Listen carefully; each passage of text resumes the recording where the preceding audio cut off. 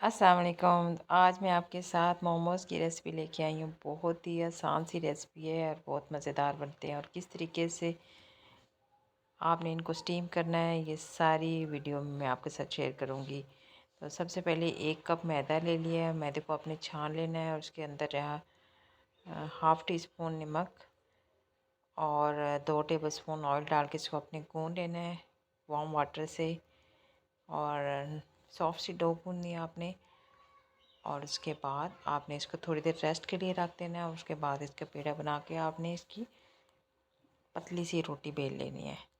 और फिर मैं आपको बताऊंगी कि किस तरीके से आपने इसकी कटिंग करनी है। कोई भी आप ग्लास ले सकते हैं, किसी बाउल का ढक्कन ले सकते हैं। और रोटी की आपने मोटाई देख लेनी है कि इतनी मोटी होनी चाहिए रोटी।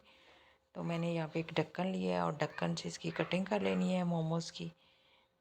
अगर आपके पास कटर नहीं है तो इसकी फिलिंग तैयार कर लेते हैं। फिलिंग के लिए 1 कप हमने लिया है कीमा, 1 टीस्पून नमक, 1 टीस्पून काली मिर्च और चॉप्ड इसके अंदर सब्जियां डाली हैं। उसमें है बंद गोभी और गाजर, प्याज, सब्ज़ धनिया और थोड़ा सा हमने चिली सॉस और सोया सॉस डाल के इसको हमने मिक्स कर लेना है। और मोमोज़ की अगर आपके पास इस तरह के मोल्ड नहीं है तो आप हाथ से भी बना सकते हैं।